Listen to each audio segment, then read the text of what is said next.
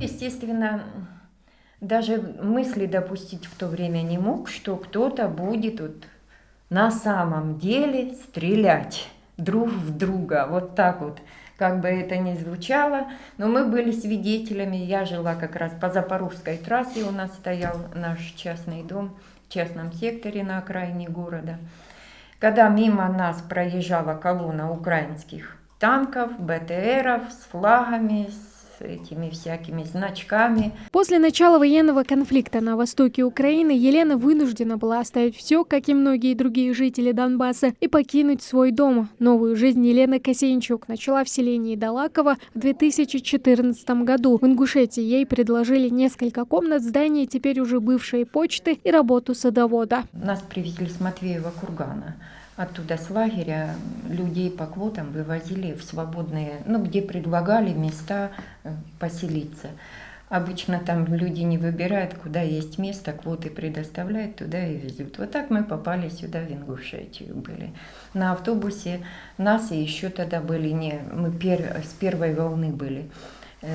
Тогда человек 10-15, вот так вот от силы было нас, самых-самых первых, которые бежали. И вот мы первые были здесь, в Ингушетии. В Ингушетии семью приютил Мурат Далгеев. В этом приспособленном здании мужчина смог разместить еще несколько семей беженцев из Донбасса. Правда, они все разъехались. Правительство Ингушетии обратилось помочь размещению беженцев. Мы сразу, я и в том числе еще некоторые товарищи, откликнулись на эту просьбу и выехали в Ростовскую область, город Матвеев-Курган. В городе Матвеев-Курган был временный лагерь беженцев, и мы там оттуда привезли беженцев. Ингушетия активно откликнулась, выделила транспорт, выделила питание, выделила все, не ожидая оплаты, не ожидая никаких помощи с государства, просто за свой счет начали содержать их беженцев. Они тосковали вдали от дома, но возвратиться обратно возможности не было, признается женщина. Район и область, в которой они проживали, осталась за буферной зоной. Там, на Донбассе, у женщины мама, которая вот уже несколько дней не выходит на связь. Вот в данный момент сейчас там идут самые тяжелые бои. Это Марьинский и Гуляйпольский, Великоновселковский район. Вот это круг, где у меня еще осталась мама, с которой нету связи до сих пор. И я не знаю, честно говоря, насколько долго это протянется. Надеюсь, что все будет хорошо.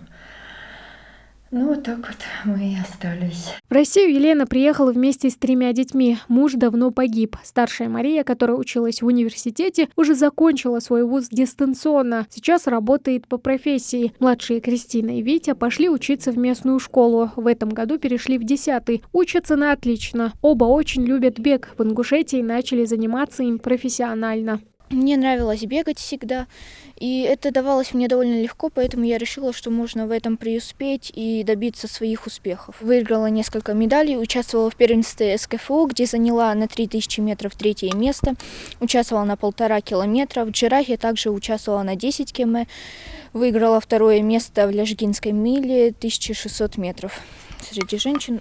Вот. Учителя прекрасно отнеслись. Вот Хади Мухтаровна, директор школы, она все время их курирует. Сколько бы ни вот уже в 10 класс ходят, то есть уже 7 лет они здесь учатся. И она постоянно над ними присмотр, и не дай бог что-то где-то там. Она молодец. Хади Мухтаровна прекрасный директор, я считаю, школы. Учителя, в принципе, все хорошо отнеслись. В Луганской области у женщины была работа озеленителя, ландшафтного дизайнера. Было много заказчиков. А вот в Ингушетии ее профессия не пользуется спросом, сетует женщина. Но без дела она не сидит. Занималась вот эти все годы теплицей у него, черенкование туй, выращивание вот этих всяких вечно зеленых. В основном это самшиты, туи, можжевельники, такое все. Укоренение, высадка потом на улицу, подращивание. Вот это такая работа.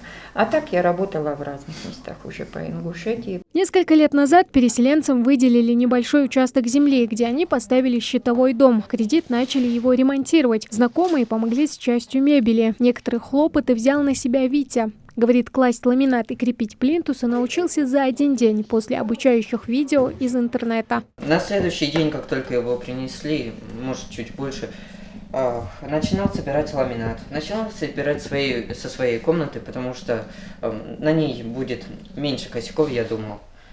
Ну, получилось достаточно неплохо. У взрослых спросил парочку советов, как можно это облегчить или что-то подобное. Ну, а так, самым простым способом поклал, что есть.